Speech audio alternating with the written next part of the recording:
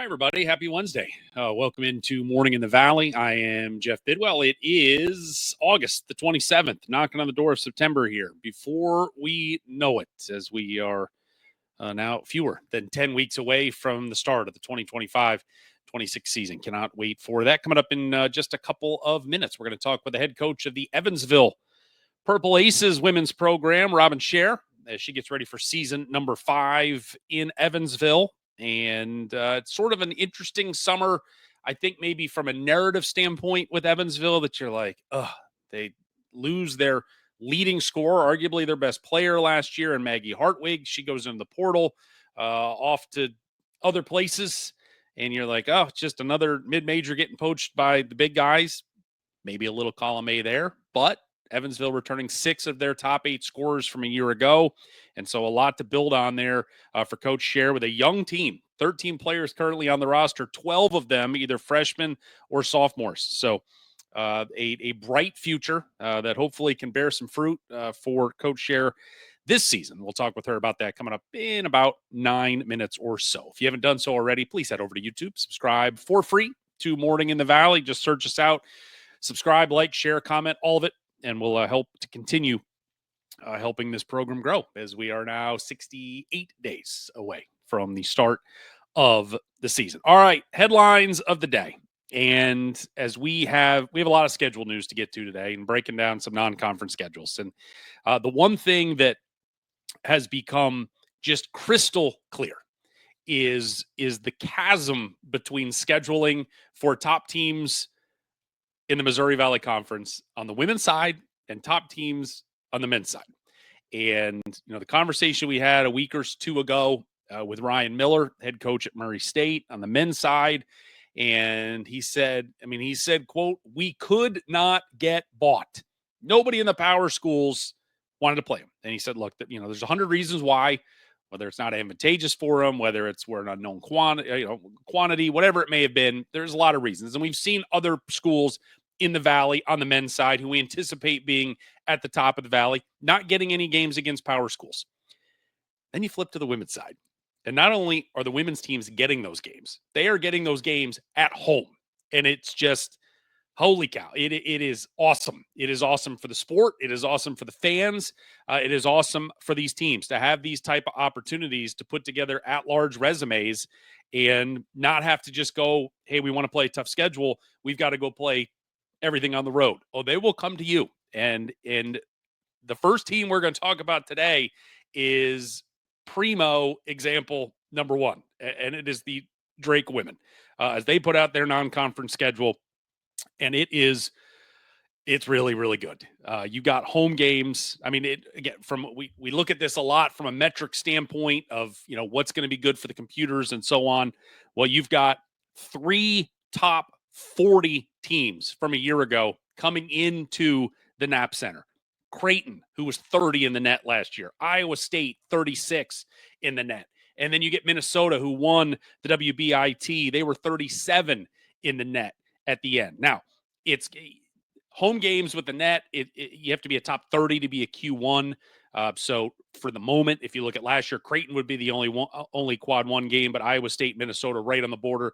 Q1, Q2, whatever. You get those games at home. It's fantastic. And then they've got Lindenwood and Western Illinois, Q4 games at home, just what you want. Neutral site, they're going to go to Nashville, play in the Music City Classic. No teams have been announced for this outside of Drake saying, hey, we're playing in it. But a year ago, the teams, sort of funky format from what I was able to find, but you had teams like Kentucky, Illinois, Arizona State. There was Maryland Eastern Shore was in it as well. But there are opportunities for some more big games against big teams on a neutral site. And then on the road, you've got a couple quad 3 games, Eastern Illinois. First time those two. They're going to open up the season at Eastern Illinois on November the 3rd. First meeting of those two programs since 1992. They're going to go to St. Thomas. And then, by the way, they're going to go down the road to Iowa City and play a quad 1 game, hopefully, against Iowa. So you've got 4 Q1, Q2 games. 3 of those are at home. Don't know how many you're going to be able to get on a neutral site down in Nashville as well, but just an absolute chef's kiss schedule for Allison Pullman and what they were able to put together. Just a bruiser, and 100% she's going to have her team ready to roll and prepared as best as they can for Missouri Valley Conference play. Illinois State also put out their schedule since we last spoke, and this one is probably more favorable from the metric side, as opposed to not able to get as many home games against the power schools, but they've got them. They've got them on the road. They're going to go to Illinois, who was 29 in the net last year. They're going to go to Nebraska, 40 in the net last year. Those will both be quad one opportunities on the road. At home, it's sort of it's the perfect metric standpoint. You got quad four teams coming in: Chicago State, St. Louis, Eastern Illinois, Oakland. You got a quad three opponent against Dayton, right on the cusp there of a Q3, and then they are going to Puerto Rico, I believe San Juan, and they'll get three quad three games. Again, if all the stuff holds from last year, hopefully those opponents are better for them this year. It'll be Rice, East Carolina, and then Wake Forest. So I think what you see, and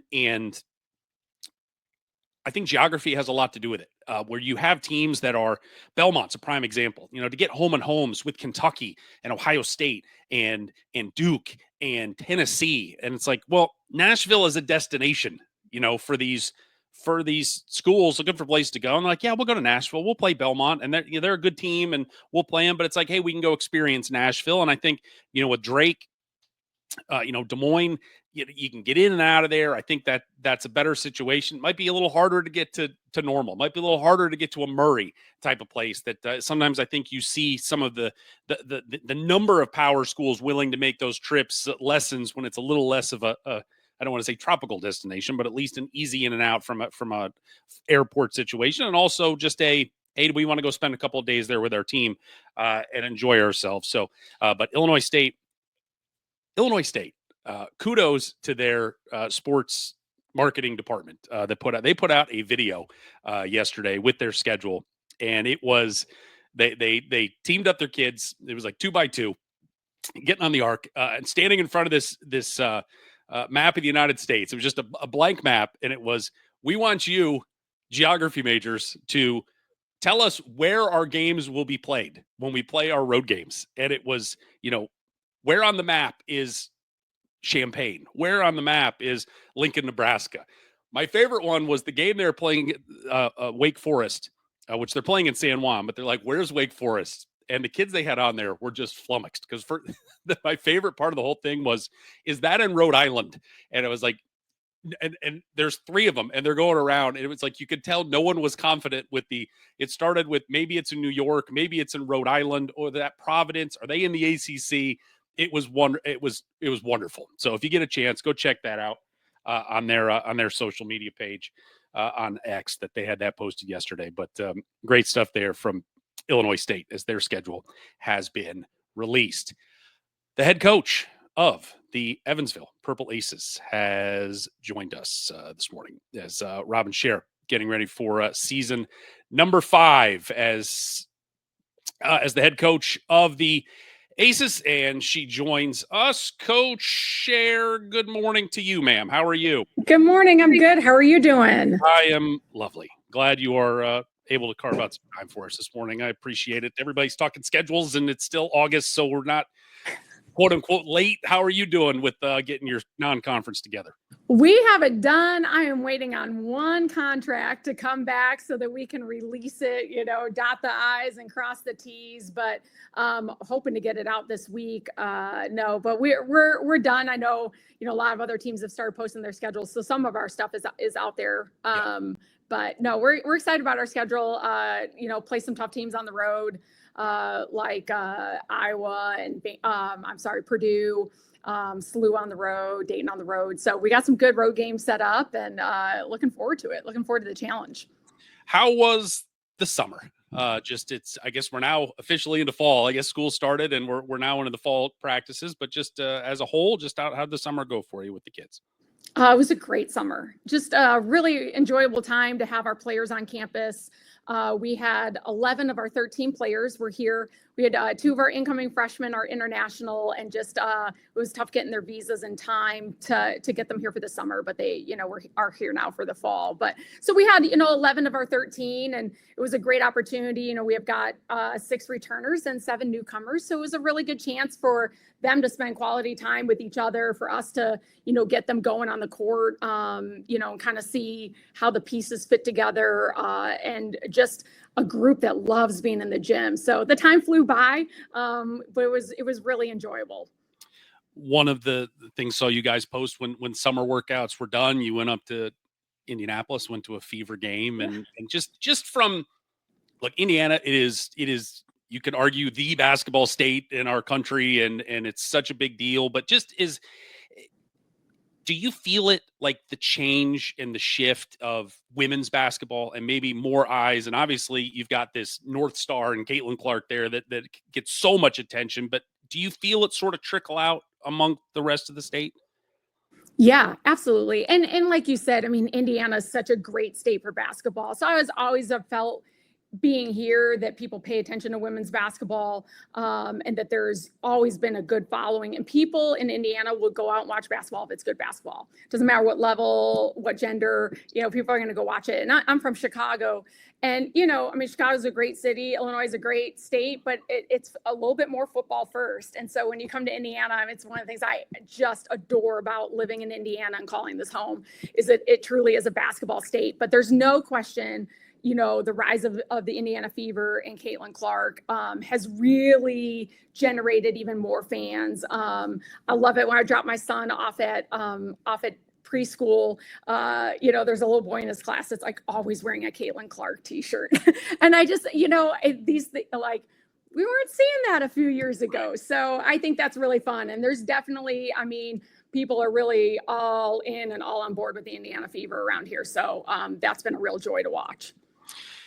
Your season last year, obviously frustrating for you and your entire program. I'm sure at the end of the year, your leading scorer, Maggie Hartwig, she leaves. And I think that from the outside, it's another mid-major, best player gets poached and moving on and so on. But boy, you look back and now and you're like, if my math is right, you got 6 of your top 8 scorers back from a year ago. It's almost like it's a rare, hey, you've actually got continuity, a substantial continuity. How different was, maybe, I don't want to say different, but just how good was this summer to be able to not, like, we're starting over with everybody, and where you're just, it's a completely clean slate, to have some returners and kids that really helped you last year? Yeah, absolutely. I mean, this summer was really one of my favorites since probably maybe when I got here. Just in that sense of, like, our players, we had a big freshman class last year. There's 6 of them, and they all returned, right? They all really bought into, again, staying, like, with the bigger vision and bigger picture of what we can be. And so, yeah, to have that group coming back. And I think, just with where they were at, it put them in the position of, we're the returners and we get to set the tone and the culture, and, we're not stepping on anyone's toes at this point. And I really challenge them, like, what do you want summer workouts to look like? Like, when you walk into the gym, what should it look like, sound like, feel like? Because when I recruited the 6 of them, I knew that they were all kids that love to be in the gym and that just really love the game and want to work hard. And so I do think they set a really good tone there this summer. And it was a joy being in the gym with them. And they are players that not only are really fun being in the gym with, but they're just fun being around in general. They're so easy to talk to. They're really relatable. They enjoy being around our staff in our offices. And so I think they did a great job of laying the expectations, the foundation, and all of that for our newcomers coming in. And our newcomers just really, like, from that aspect, came in seamlessly. And so, yeah, it was, I just think they did such a good job. And it is really nice. I mean, that freshman class got so much playing time, and and unfortunately a big piece of it got hurt really early in the season with Kylie Norcus. I mean, we expected Kylie to be one of our leading scorers, leading rebounders last year, and that was a big loss for us. And I think we didn't have a big margin for losing a player like that last year, and so that was tough. But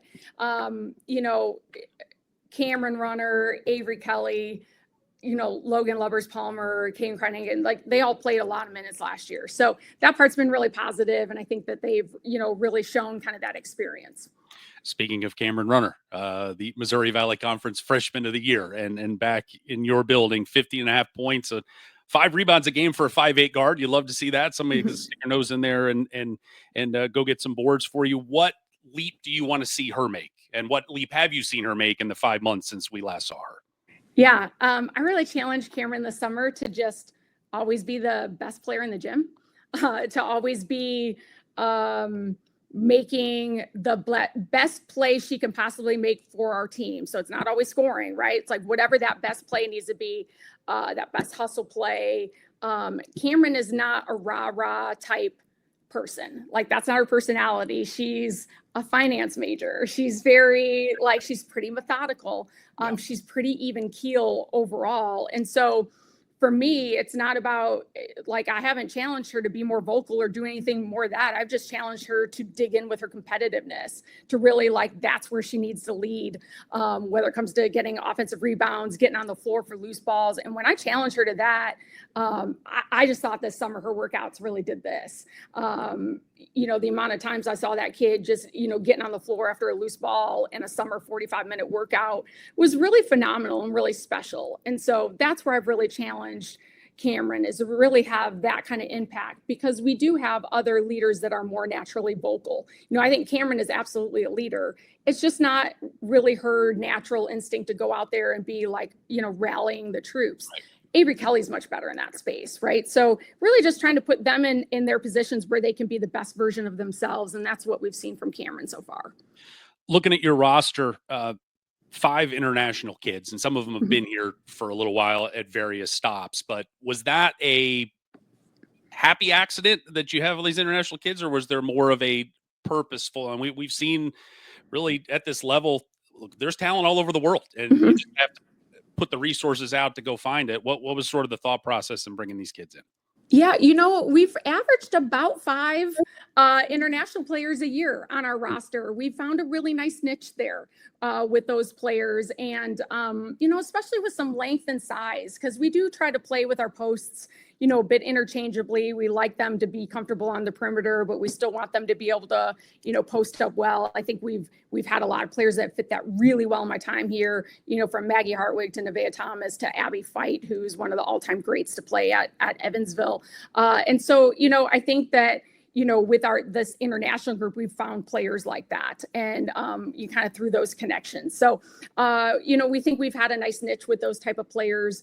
UWI's an awesome school for international students just in general, but our student body, we've got a lot of our student athlete population has a lot of international players. So it's a nice fit here. There's a nice community for that. And over my years of coaching, I've developed some really nice connections, in the recruiting space there. So love having them, because it just brings a different flavor and culture and experiences to our team. And the group that we have right now are very talented. I'm excited to have them. Speaking of recruiting, I wanted to ask you about the situation that so many of you coaches went through in July in Louisville this year at the Run for Roses event that thankfully in the end was nothing, but in the moment it was frightening when people thought there were shots fired and you got tens of thousands of people running, and it was scary. And you were one of the vocal coaches after saying, we're not coming back tomorrow, and these type of events, there's just not enough security and so on. I guess with maybe 6 weeks perspective on things, has your thoughts toward the event and maybe not that specific event, but just that recruiting summer deal where there's just so many people all the time, has your thoughts changed about how they need to be handled and security needs to be dealt with at those types of deals? No, I still feel the same, because I felt that before that happened. Yeah. There have been numerous times, sitting and at Louisville, some of those events there in that convention center are some of the biggest ones we go to. And every year when I go there, I'm always in there, and there's not a lot of security coming in. We don't have to go through any checkpoints. Nobody's going through any of that. And a couple years ago, I just remember watching a coach getting into something heated with either another coach or a parent or a ref or something. And I remember sitting there, like, you start to look around, like, where's my exit? And so you feel that, and I've been feeling that for years. And I remember, you sit by other coaches and we're all like, do you see what's happening over there? Like, let's keep an eye on that. Like, where can we get out of here? So, I felt that before that. No security is going to be perfect at any of these, but I do think there are things that people can put in place. When we go to Nike in Chicago, which is another huge convention center, like we're at least going through some metal detectors, bag checks, those type of things. Are things potentially, can they get through? Yeah, for sure. But at least there's some measure of, having some eyes on that. So, I think it's more just be mindful of it. Like, sure. Show, these tournaments bring in a lot of money. Like, let's care about the overall safety of everyone participating. Staff-wise, you've brought in Amani Gordon this year, a former head coach. Just what is that? Someone with head coaching experience, and not at the Division I level, but still a head coach, run her own program and all that. How does that help you as a head coach, bringing her aboard? Yeah. Anytime you can have somebody on your staff that has been in your seat, it doesn't matter what level, like they just have an understanding of the different types of pressure that your head coach faces on a day-to-day basis, the time constraints, right? I think sometimes, as a young assistant, you're like, what takes up my head coach's time all day? Why is she all of a sudden never available? Right. It's just things always come up. And I think sometimes until you're in that seat, you don't always get it. So it's really, really awesome having somebody who has had that experience. And Monty's just really thoughtful, a really smart coach, somebody that is just, has a lot of experience, just like you said. And so I'm excited to have her on board. And that's really going to be important for our group because, we lost Dodie Dunson, who was my associate head coach, because he got a head coaching job, which is amazing, right? And that's always what I want for my assistants, if that's their goal. And so, but he brought a lot of continuity and experience and connection with me. So it was great to have, Amani come on board with her experience. Missouri Valley Conference tournament on a little bit of a tour, I guess, of the Midwest. And last year, the first year of this 3-year run, it was in your backyard at the Ford Center. And I guess this is probably the easiest question you'll ever answer. I'm sure you loved having it there, so you can sleep in your own bed every night. But it's going to Iowa and going back to Quad Cities in 27. Did you think it worked in Evansville? And do you think it's a viable potential home long-term, whether it's on a rotating basis or maybe I'm sure there's, the Murrays and Belmonts and Evansvilles of the world. Like, yeah, let's keep it down here rather than going to Iowa. But how did you think it worked? I thought it was great. And I do, obviously I am biased, but I thought the city, the Evansville Sports Commission, I thought everyone just put their best foot forward and did such a nice job. The Ford Center is a great venue. I think we have great hotels here, great restaurants. And so, I know Murray would love to go back there. Sure. I think they had a great experience. Yes. But good fan support. Again, half of our conference is kind of down this way. So, that's really viable from getting fans of the Valley and that type of thing here. So yeah, I thought we did I shouldn't say we, because I had nothing to do with it. I thought Evansville, did a really phenomenal job hosting it. And, from the travel aspect, I loved it. It's a long trip. The Quad Cities is just like a terrible drive for us. But, we're looking forward to going up to Coralville and, really different type of arena, it seems like, from the Ford Center. So something different and unique. And, I know they're excited about hosting us too. So I do look forward to that experience as well. And, we'll deal with the bus drive. It's fine. After I was excited last year after covering the OVC tournament in my TV days for 10 years there. Mm-hmm. It was just nice to walk in. It was like, I know where every bathroom is. I know where every, there's no question. So go. Right. Coming home. It's like coming home. So 100%. All right. We're T-minus 68 days, I guess, now till the season opener, November 3rd, if you open on the 3rd. But what is priority number one for Robyn Scherr and her staff to get her kids ready to go in less than 10 weeks? Yeah. We're young again. So we've got 11 freshmen and sophomores out of our 13 players. So we were very young last year as well. And we were just early in the season last year, we were just not ready to play defense at the level we needed to. And we gave up huge numbers early in the season on the defensive end.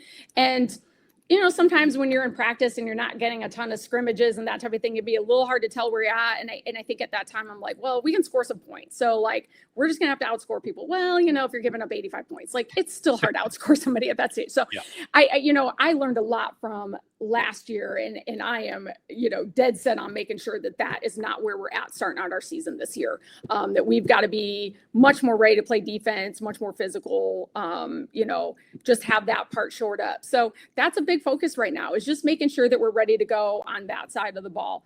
Obviously our pieces have changed a little bit. We ran quite a bit around Maggie Hartwig last year, and I think rightfully so. And we've been very, year before, a lot around her, a lot around Nevaeh Thomas. We've had really good, kind of established post presence there. Our posts are different this year, and they're talented and they're new, but they're different. And so, our offense has got to shift a little bit. We have a really talented guard group right now. And so, we're just finding kind of some of that rhythm. And while our style of play overall is not going to change, we're certainly going to adjust and shift. And I do think we shoot the ball really well, and much better than we have, kind of 1 through 13. So, hopefully putting up a few more threes and shooting at a better percentage. Definitely. That always helps. Always helps. Robyn Scherr, the head coach of the Evansville Purple Aces. Enjoy. I don't know. There's no ever time off. I know, but officially right, starting next month. No, there's not. So, thank you so much for the time. Hopefully, we can do this again soon. And absolutely. All right. Thanks, Jeff. Appreciate you. All right. Thank you. There is Coach Robyn Scherr, and I'm telling you.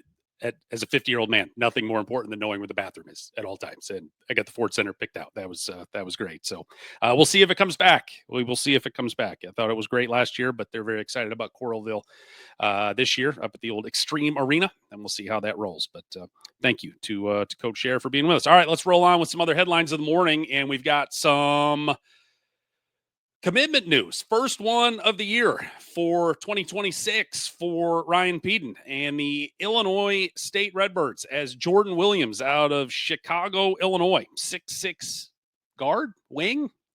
In high school, he's a center, but he is not going to be a center when he comes up to Normal to play for the Redbirds. The first 2026 commitment is reading on him the last day or so, and he's like, look, I have to play center. I'm 6'6". I have to play center for my high school team, but he has really developed as a wing and has some ability to step outside, knock down some shots, handle the basketball, and that's what they are going to ask him to do. He said Illinois State was the first one to offer, and, quote, they never let up. So it was an easy decision for Jordan Williams, as he is, still 2.5 months away before it's officially official. He will become a Illinois State Redbird.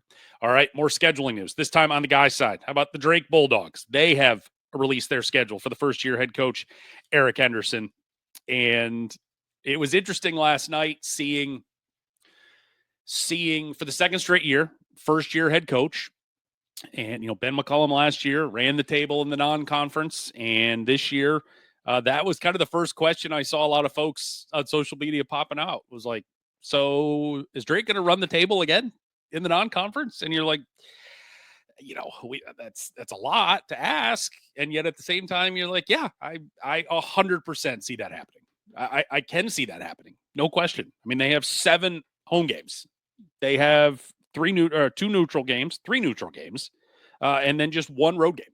So, I mean, you've got 10 home and neutrals and just 1 on the road. So from that standpoint, you have minimized the amount of landmines that you potentially can trip over. And again, from metrically at home, it's all you could pretty much ask for. 4 quad 4 games, Robert Morris, Edwardsville, Western Illinois, North Dakota State. You got UAB coming in. I believe that's the front end of a home and home. That's a quad 3 game. And then you have 2 non-D1 games. And look, I'm not, I understand them. And look, as the first year head coach, he's got the ability to play 2 non-D1s. I get it. It's a, they don't hurt you. They don't help you. They're kind of like whatevers. You should win by a bundle. And, as you look at it, it was fun. They play Simpson and then they play Buena Vista, which I was like, I didn't even look up Buena Vista, but I was like, it sounded like the retirement community on Seinfeld once upon a time. I think that was Del Boca Vista, close enough, first cousin of that. So, but it's also, you want to play home games, but you don't necessarily have an endless supply of money to just go buy all these games, because I'm assuming that they have bought Robert Morris and Edwardsville and Western Illinois, North Dakota. So that's 4 buy games. Then you get 2 more home games. You can play these non-D1s at a fraction of the cost of what you do. So sometimes it's just simply, it's a dollars and cents situation. But the opportunity to make some hay, much like they did last year in their non-conference resume, will be the neutral site game. So they're going to open the year in South Dakota. Right after Murray State plays Omaha, you're going to get Drake and Northern Arizona right after. That's going to be a quad 4 game. Like to think that's a win for, from the projection standpoint, you'd like to think that's a win for Drake. The big ones are when they go to Destin. They're going to open up with LSU, then they're going to play either DePaul or Georgia Tech. Those teams in the projections this year from Bart Torvik, 67, 69, 85, respectively. If they can get to the top 50, those are quad 1 games. Right now, they're quad 2. As long as they're top 100, they stay top 100, they're quad 2s. So you're feeling like you're getting at least 2 quad 1 or 2 games there. And that's huge. Get a chance to go. And hopefully those teams who have scuffled a little bit as of late can become tournament teams, and that, Drake can go get those wins, all the better. And then the one road game is at Charleston, which is the opener of a home and home series. And they'll come back as Chris Mack has got that program pointed in the right direction. So it's just, they're going to win a lot of games in the non-conference. The question is just going to be, are they going to win 11 games in the non-conference? That'll be the interesting thing to wait on to see with the Bulldogs for Eric Henderson. But I'll have the chance to watch them in person, unless we get dragged to the plane, because we got to get out of town after Murray State plays Omaha there in Sioux Falls, South Dakota, in the opening day marathon there put on by the Field of 68. But a good day for the Valley there. All right, we've got some old friend alerts to bring up. How about Samaj Teal from Indiana State, first team All Missouri Valley Conference back in March, the 6'2" guard who'd come in from Presbyterian, averaged 17 points a game last year for Matthew Graves at Indiana State. He has signed his professional contract. He's headed to Israel to play with Maccabi Ramat Gan.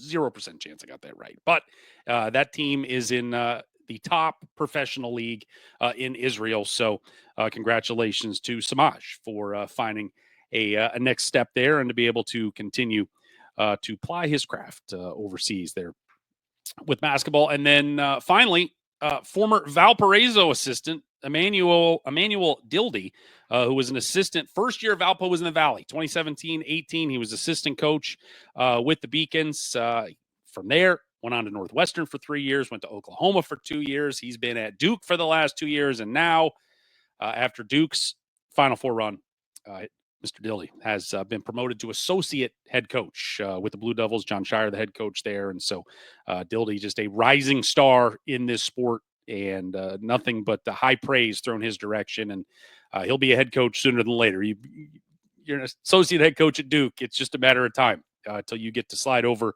to the big chair. But congratulations to former Valpo assistant Emmanuel Dildy for his promotion with the Blue Devils. All right. That will do it for this morning here on August the 27th, 68 days away. If you haven't done so already, please head on over to YouTube. Search out Morning in the Valley. Subscribe for free. We've got all our past shows, interview clips, anything you might have missed. You can all find it there. There's a little notification bell you can hit. So every time we go live, you will be notified, just in case you forget. But we're here every Monday, Wednesday, and Friday during the off season at 9 a.m. Season's almost here, and our frequency will increase as we get into the season, and we have more games to talk about and plenty to talk about. Really, we'll probably, once we get in October, those exhibitions start. Can't wait for those. So appreciate your support, as we have been doing this now since we're getting on 5 months now, and growing a little more every day, and can't do that without you. So thank you for all of your time and support of this show. We will see you Friday, 9 a.m. right here on Morning in the Valley.